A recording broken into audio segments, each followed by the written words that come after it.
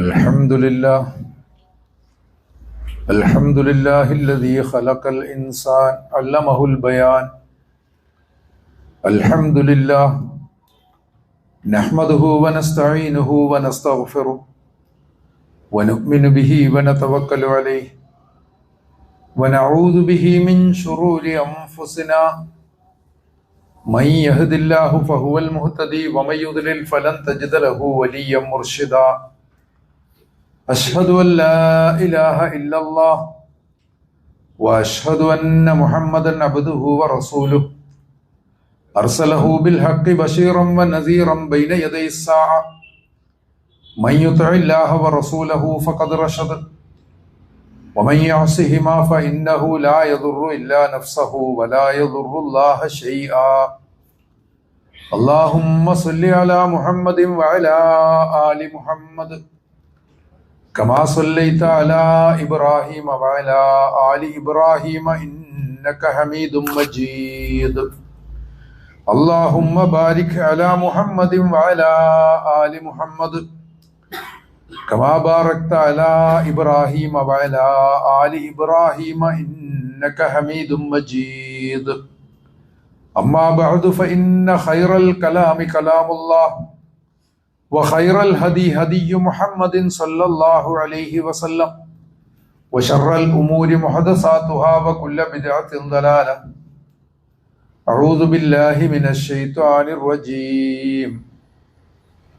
فلما فصل طالوت بالجنود قال إن الله مبتليكم بنهر فمن شرب منه فليس مني ومن لم يطعمه فإنه مني إلا من اغترف غرفة بيده فشربوا منه إلا قليلا منهم فلما جاوزه هو والذين آمنوا معه قالوا لا طاقة لنا اليوم بجالوت وجنوده.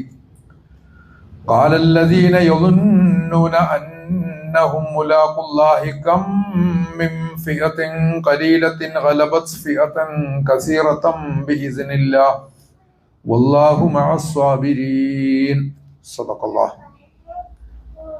أيها الناس اتقوا الله. അള്ളാഹുവിൻ്റെ വിധികളെയും വിലക്കുകളെയും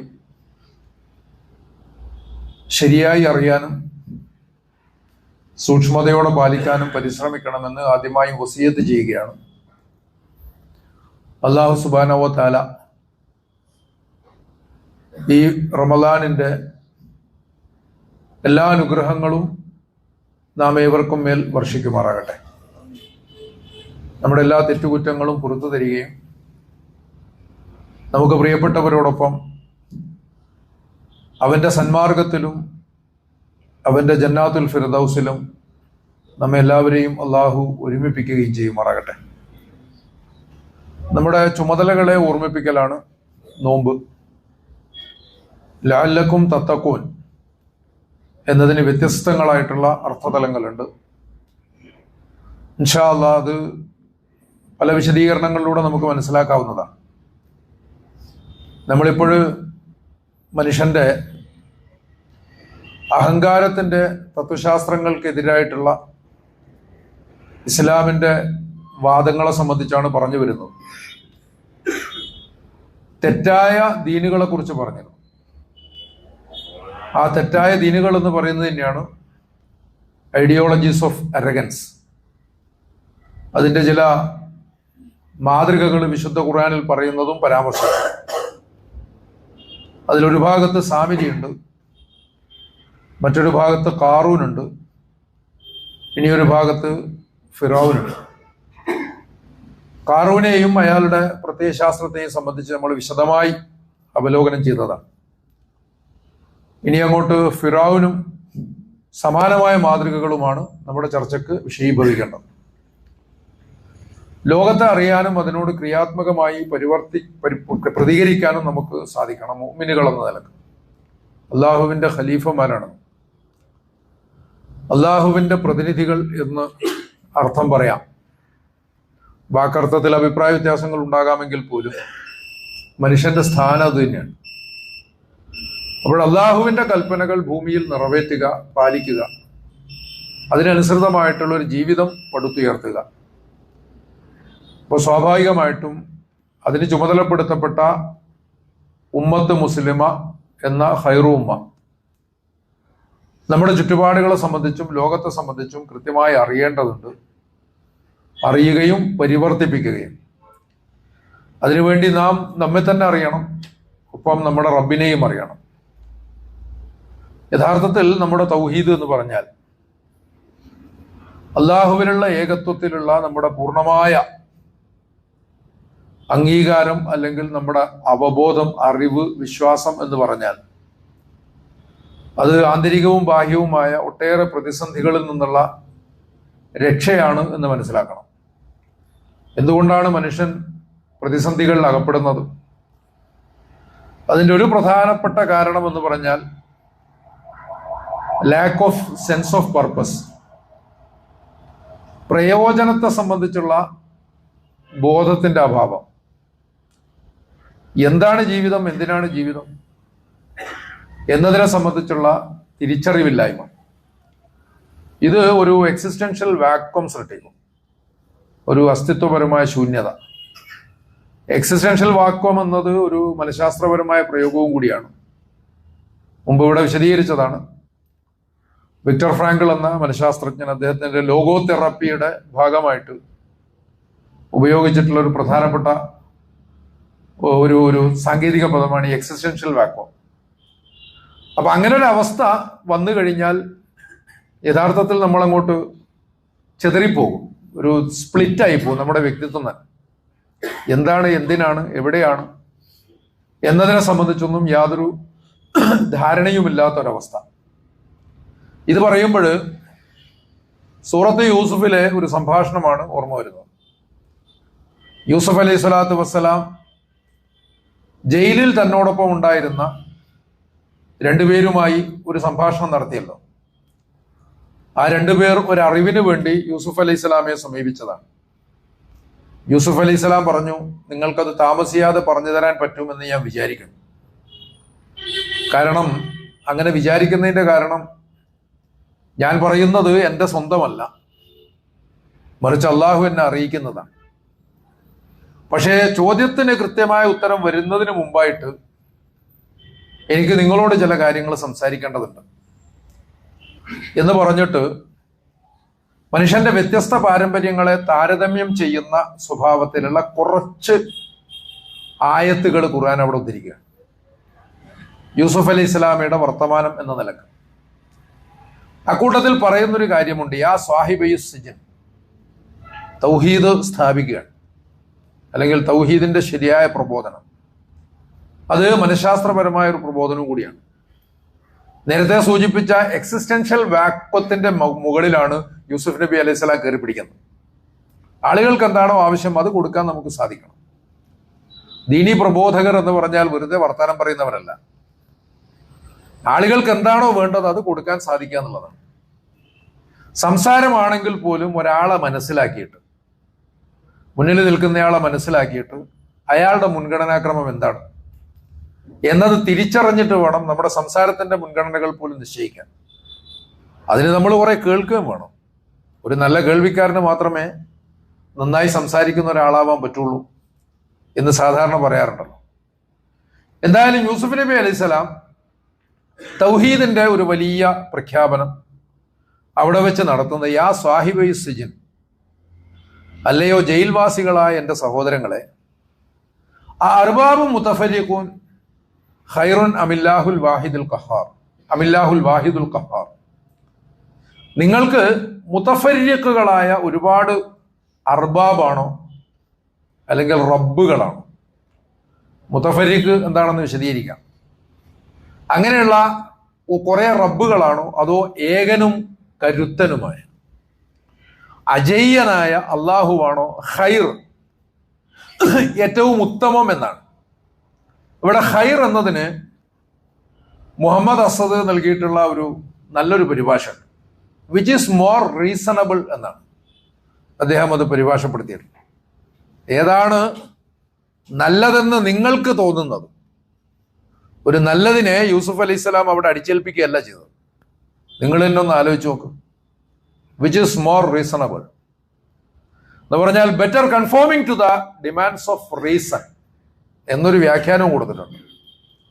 നല്ലത് എന്താണ് എന്ന് ചോദിച്ചാൽ, ഹൈർ എന്താണ് എന്ന് ചോദിച്ചാൽ, അത് നമ്മുടെ റീസൺ, നമ്മുടെ ഹേതുബോധം, നമ്മുടെ യുക്തി എന്താണോ ഡിമാൻഡ് ചെയ്യുന്നത് അതിനെ അനുധാവനം ചെയ്യലാണ്, പിന്തുടരലാണ്, അതിനെ കൺഫേം ചെയ്യലാണ് എന്നാണ് യൂസുഫ് അലൈഹി സ്വലാം പറഞ്ഞത് എന്നുള്ളതാണ് ഇവിടെ വ്യാഖ്യാനം. വളരെ കൃത്യമായിട്ട് മനുഷ്യന്റെ യുക്തിയുടെ മുമ്പിലിടുന്നൊരു പ്രശ്നമാണ്.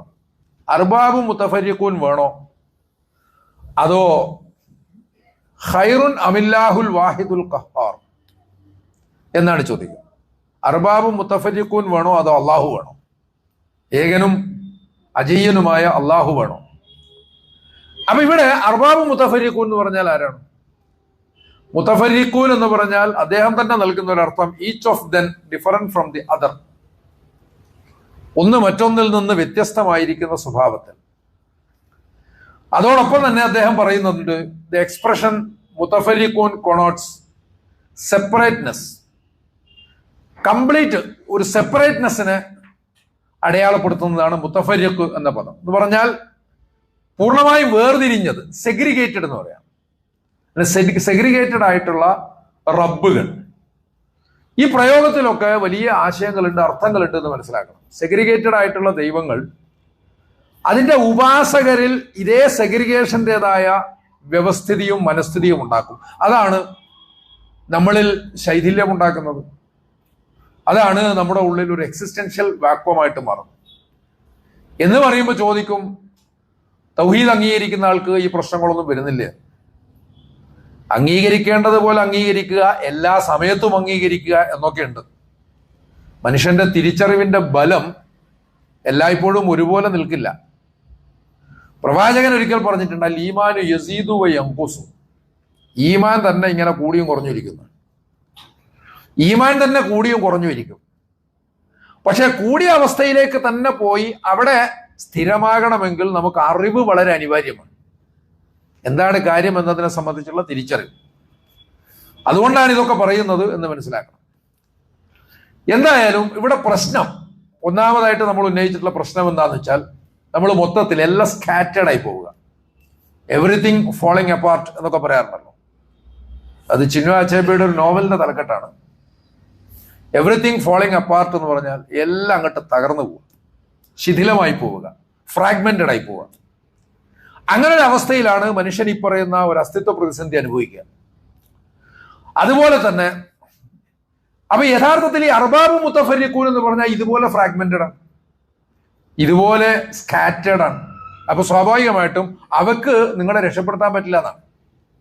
എത്ര ലോജിക്കലായിട്ടാണ് യൂസുഫ് നബി അലൈഹി സ്വലാം ആ വാക്ക് അവിടെ ഉപയോഗിച്ചിട്ടുള്ളത് എന്ന് ചിന്തിക്കേണ്ടതാണ്. യൂസുഫിൽ നിന്ന് ഖുർആൻ അറബിയിൽ ഉദ്ധരിക്കുന്നതാണ്. യൂസുഫ് അലൈഹി സ്വലാമയുടെ ഭാഷ അറബിയല്ല.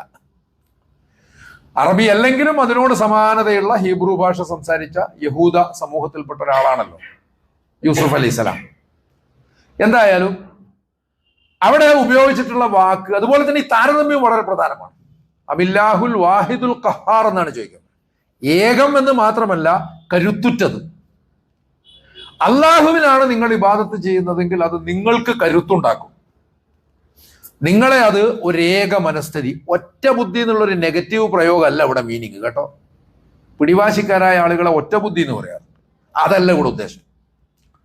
മറിച്ച് നിങ്ങളുടെ ആ ഒരു സ്പ്ലിറ്റ്നെസ് ഉണ്ടല്ലോ, നിങ്ങൾ അനുഭവിക്കുന്ന ആ ഒരു പ്രയാസം, ആ ഒരു ചിതറിച്ച, അതൊഴിവാക്കിയിട്ട് നിങ്ങൾക്ക് സമ്പൂർണ്ണമായ ഒരു ഏകാഗ്രത പ്രദാനം ചെയ്യും. നിങ്ങളുടെ ജീവിതത്തിൽ സന്തോഷം ഉണ്ടാക്കും. മറ്റത് അങ്ങനല്ല. നിങ്ങൾക്ക് എന്താണ് വേണ്ടത്? ശൈഥില്യത്തിൽ നിന്നുള്ള മുക്തിയാണെങ്കിൽ മുത്തഫരിഖ് എന്ന് പറഞ്ഞാൽ തന്നെ ശൈഥില്യമാണ്. അങ്ങനെയുള്ള കുറെ അർബാബിനെ വിളിച്ച് പ്രാർത്ഥിച്ചിട്ട് കാര്യം എന്നാണ് ചോദിക്കുന്നത്. രണ്ടാമത്തെ പ്രശ്നം, ഗുണങ്ങളിലും പദവികളിലും ചുമതലകളിലും വേർതിരിഞ്ഞു നിൽക്കുന്നവരാണ് ഈ ദൈവങ്ങൾ. അത് ദൈവങ്ങളുടെ ചരിത്രവും കഥയൊക്കെ പരിശോധിച്ചാൽ നമുക്കറിയാമല്ലോ. അതെല്ലാം ഒരുപോലെയല്ല, അതിനൊരു മേൽകീഴ് വ്യവസ്ഥയുണ്ട്. ഈ ഗുണങ്ങളിലും ചുമതലകളിലുമുള്ള വേർതിരിവ് ഒരു ഹൈറാർക്കി സൃഷ്ടിക്കും. ആ ഹൈറാർക്കി സൊസൈറ്റിയിലും പ്രതിഫലിക്കും, അതിന്റെ ഉപാസകരായിട്ടുള്ള സൊസൈറ്റിയിലും, അഥവാ അതിന്റെ ഉപാസകരായിട്ടുള്ള മനുഷ്യരും മേൽ കീഴ് ശ്രേണികൾക്ക് വിധേയരാവും. അതിൽ ഉന്നതന്മാരും അധമന്മാരും ജാതിയിൽ ഉയർന്നവരും താഴ്ന്നവരും ഒക്കെ ആയിട്ട് ആളുകൾ മാറും. അപ്പൊ ഇങ്ങനെയൊക്കെയുള്ള പ്രശ്നങ്ങൾ ഇതിനെല്ലാം ഉൾക്കൊള്ളുന്ന സ്വഭാവത്തിലുള്ള ഒരു പദമാണ് യഥാർത്ഥത്തിൽ അർബാബും മുത്തഫരിഖൂൻ എന്ന് മനസ്സിലാക്കേണ്ടതാണ്. അതിന് അത്രയും വിശാലമായിട്ടുള്ള ആശയങ്ങളുണ്ട് എന്നാണ് തിരിച്ചറിയേണ്ടത്. ഇപ്പൊ സ്വാഭാവികമായിട്ടും അസദ് ചൂണ്ടിക്കാണിച്ചതുപോലെ according to the demand of human reason, മനുഷ്യന്റെ യുക്തി ആവശ്യപ്പെടുന്നതനുസരിച്ച് ഏകത്വ ദർശനമാണ് ആദിമമായ ദാർശനിക സത്യം. മനുഷ്യരെല്ലാവരും ഒന്നായിരുന്നു എന്ന് പറയുന്നുണ്ടല്ലോ. കാനന്നാസു ഉമ്മത്തും വാഹിദ, കാനന്നാസു ഉമ്മത്തും വാഹിദ. ആദിയിൽ മനുഷ്യരെല്ലാം ഒരൊറ്റ ഉമ്മത്തായിരുന്നു എന്ന് ഖുർആൻ പറയുന്നുണ്ട്.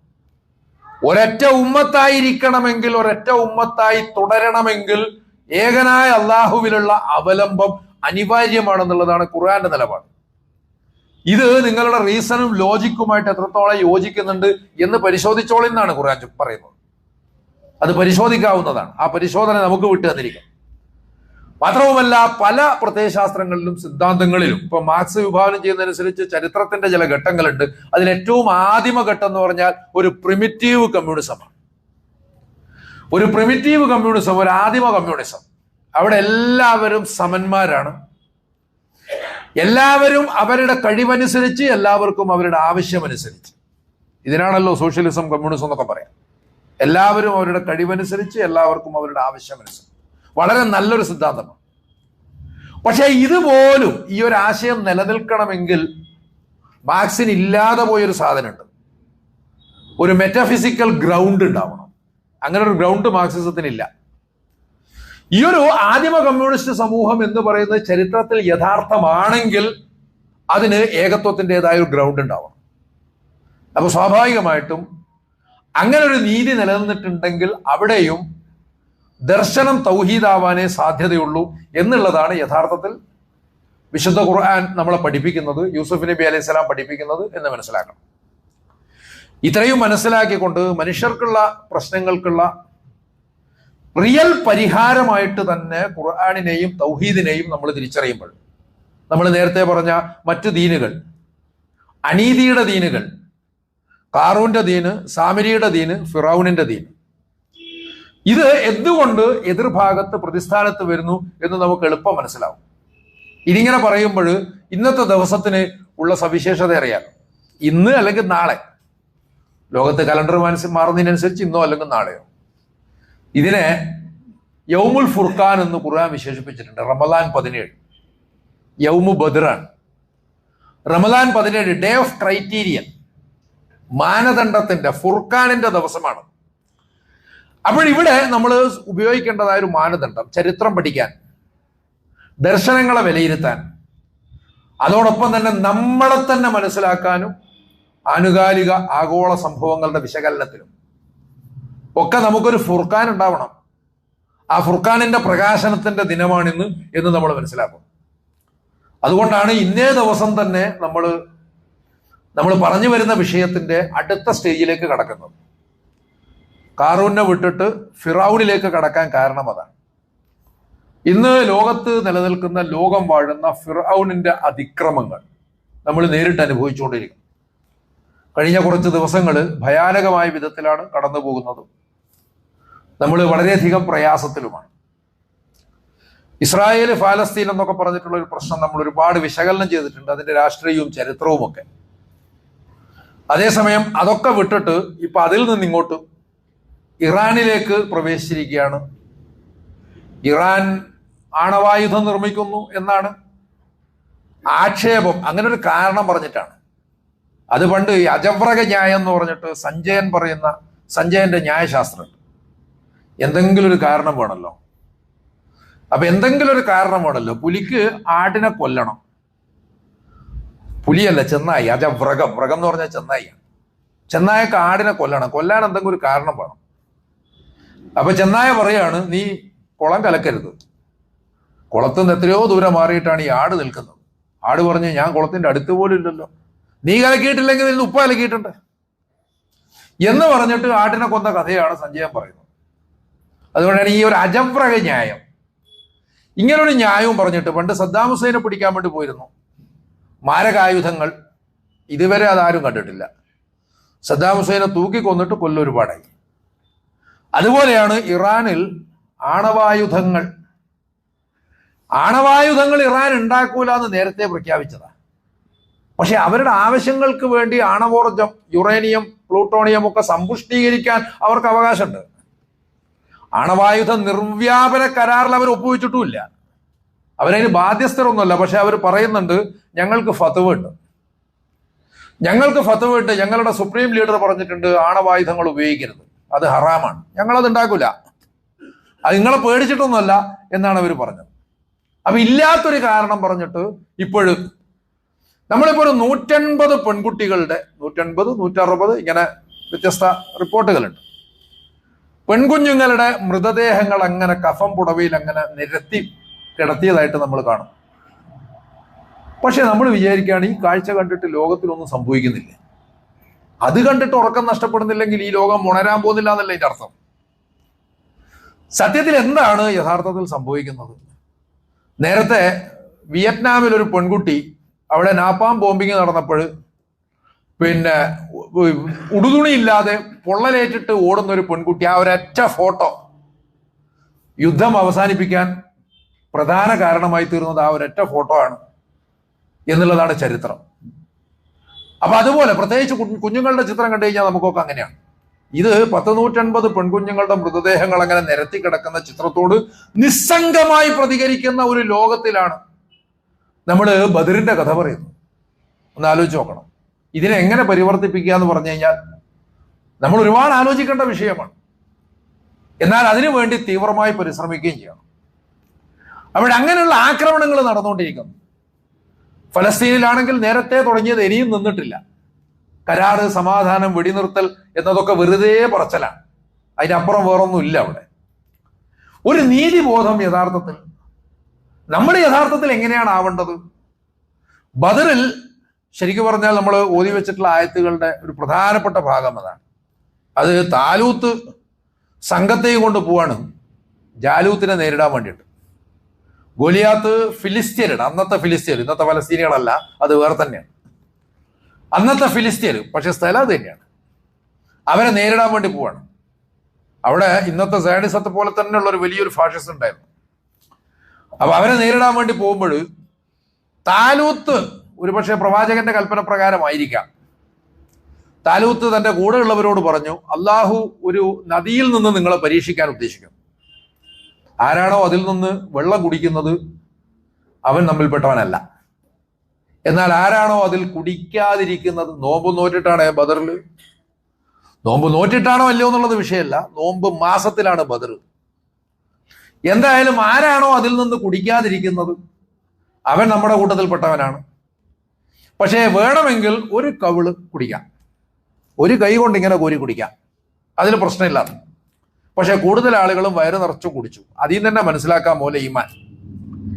എന്നിട്ട് അവസാനം അവിടെ എത്തിയപ്പോഴോ ലാ ത്വാഖത്തലനൽ യൗം, ഈ ദിവസം നമുക്ക് യാതൊരു ശേഷിയുമില്ലല്ലോ രാജാവേ ഈ ജാലൂത്തിനെയും സൈന്യത്തെയും നേരിടാൻ എന്ന് അവരിൽ വലിയൊരു വിഭാഗം പറഞ്ഞു. പേടിച്ച് പിന്മാറി. അപ്പോഴാണ് അള്ളാഹുവിനെ കണ്ടുമുട്ടും എന്ന് ഉറപ്പുള്ള ആളുകൾ അവര് പറഞ്ഞ വർത്തമാനമാണ് കമ്മിൻ ഫിയത്തിൻ കലീലത്തിൻ ഗലബത് ഫിയത്തൻ കസീറത്തൻ ബിഇസ്നില്ലാഹ്. അതാണ് ബദറിന്റെ ചരിത്രം. എത്രയെത്ര ചെറിയ സംഘങ്ങൾ അള്ളാഹുവിന്റെ കൽപ്പനയാൽ, അള്ളാഹുവിന്റെ അനുമതിയാൽ വലിയ ഘോര സൈന്യങ്ങളെ അതിജയിച്ചിട്ടുണ്ടെന്നറിയോ? ഇന്ന് കാണുന്ന ഒന്നുമല്ല യാഥാർത്ഥ്യം. കാര്യങ്ങളുടെ എല്ലാം പരിണതി യഥാർത്ഥത്തിൽ അള്ളാഹുവിങ്കലാണ് എന്നാണ് മനസ്സിലാക്കേണ്ടത്. അപ്പൊ വളരെ കൃത്യമായിട്ട് ഇതൊക്കെ വെച്ചുകൊണ്ട് തന്നെ ചരിത്രത്തെ വിശകലനം ചെയ്യാൻ നമുക്ക് സാധിക്കണം. ചരിത്രത്തിൽ ഒരുപാട് പലതരത്തിലുള്ള പ്രതിഭാസങ്ങളുണ്ട്. ഫലസ്തീനെ കുറിച്ച് നമ്മൾ ചിന്തിക്കുമ്പോൾ ഈ ചരിത്രത്തിൽ ഒരു ഐറണി, വേണമെങ്കിൽ അതിനൊരു ട്രാജിക് പാരഡോക്സ് അല്ലെങ്കിൽ ബിറ്റർ ഐറണി എന്നൊക്കെ പറയാം.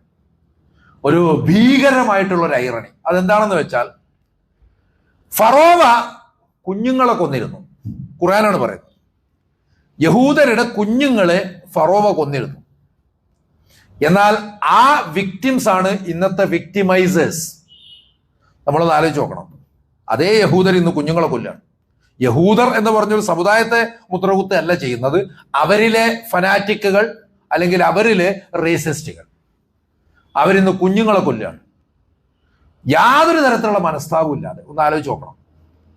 ഇനി അങ്ങോട്ട് നമ്മുടെ ചരിത്രം, എഴുതപ്പെട്ട ചരിത്രം തന്നെ പരിശോധിച്ചാൽ, നാത്സി കാലഘട്ടത്തിൽ അവർ വിക്ടിമുകളായിരുന്നു. നാത്സികളുടെ യഹൂദ വേട്ടയെ ഹോളോകോസ്റ്റ് എന്നാണ് പറയുക. ഭാഷയിൽ അതിനുവേണ്ടി മാത്രം ഉപയോഗിക്കുന്ന വാക്കാണ് ഹോളോകോസ്റ്റ് എന്ന്. ബാക്കിയുള്ള ജനസൈഡിനൊന്നും ഹോളോകോസ്റ്റ് എന്ന് പറയില്ല. ഹോളോകോസ്റ്റ് എന്ന് പറഞ്ഞാൽ നാത്സി ജർമ്മനിയിലുള്ള യഹൂദ വംശഹത്യയാണ്. പക്ഷെ ഇതിന് യഹൂദര് വിളിക്കുന്ന പേര് ഷോ ആണ്. ഷോ എന്ന് പറഞ്ഞാൽ എബ്രായ ഭാഷയിൽ കാറ്റസ്ട്രോഫി എന്നാണ് അർത്ഥം, എന്ന് പറഞ്ഞാൽ മഹാദുരന്തം. ഇവിടെ നമ്മൾ മനസ്സിലാക്കേണ്ട ഐറണി എവിടെയാണ്? അറബി ഭാഷയിലും ഇതേ അർത്ഥമുള്ളൊരു വാക്കുണ്ട്, നക്ബ എന്നാണ്. നക്ബ എന്ന് പറഞ്ഞാലും കാറ്റസ്ട്രോഫി എന്നാണ്. അറബികൾ പക്ഷേ നക്ബ എന്ന് വിളിക്കുന്നത് 948 കുടിയേറ്റമാണ്. 48 ആ മഹാദുരന്തത്തിൽ ഇരകളെ സൃഷ്ടിച്ചത് മറ്റേ ഇരകളാണ്. ഒന്ന് ആലോചിച്ച് നോക്കണം. ഷോവ എന്ന് വിളിക്കപ്പെടുന്ന സംഭവത്തിൽ ഇരകൾ ആരാണോ, അതിൽ വിക്ടിംസ് ആരാണോ, അവരാണ് ഇതിൽ വിക്ടിമൈസേഴ്സ് ആയത്, നക്ബയിൽ. ഇതെന്ത് ഭീകരമായ ഒരു ഐറണിയാണ് എന്നതിനെ കുറിച്ച് ആലോചിക്കണം. The cyclical irony of victimhood എന്നൊക്കെ ചരിത്രത്തിൽ വർത്താനുണ്ട്. എന്ന് പറഞ്ഞാൽ the irony of the oppressed becoming the oppressor. അടിച്ചമർത്തപ്പെടുന്നവൻ അടിച്ചമർത്തുന്നവനായി മാറുന്ന ഒരു ഐറണി, അങ്ങനെ ഒരു സൈക്ലിക്കൽ ഐറണി സാധാരണ ചരിത്രത്തിൽ നടക്കാറുണ്ടെന്നാണ്. പക്ഷെ അത്തരം സിദ്ധാന്തങ്ങൾക്കൊന്നും വഴങ്ങുന്നതല്ല യഥാർത്ഥത്തിൽ ഫലസ്തീനിലെ സെറ്റിലർ കൊളോണിയലിസം എന്ന് മനസ്സിലാക്കേണ്ടതാണ്. അതിന്റെ ഒക്കെ ഒരു തുടർച്ചയെന്നോണമാണ് അതിഭീകരമായിട്ടുള്ള ആക്രമണം, അതിനിന്ദ്യമായിട്ടുള്ള ജുഗുപ്സാവഹമായ, എല്ലാ അർത്ഥത്തിലും നിയമവിരുദ്ധമായിട്ടുള്ള ഒരാക്രമണം ഇന്നത്തെ ലോകമേധാശക്തി. സത്യം പറഞ്ഞാൽ ഇതിനോട് പ്രതികരിക്കുക, ഇതിൽ പ്രാർത്ഥനയോടുകൂടി മർദ്ദിതരുടെ കൂടെ നിൽക്കുക എന്നുള്ളത് ബാധ്യതയാണെന്ന് പ്രത്യേകം പറയേണ്ടതില്ല. പ്രത്യേകിച്ചും ബദറിന്റെ ദിവസത്തിൽ നമ്മൾ ഫറോവയെ സംബന്ധിച്ച് പറയും, അതുപോലുള്ള ദുരധികാരങ്ങളെ കുറിച്ച് പറയും.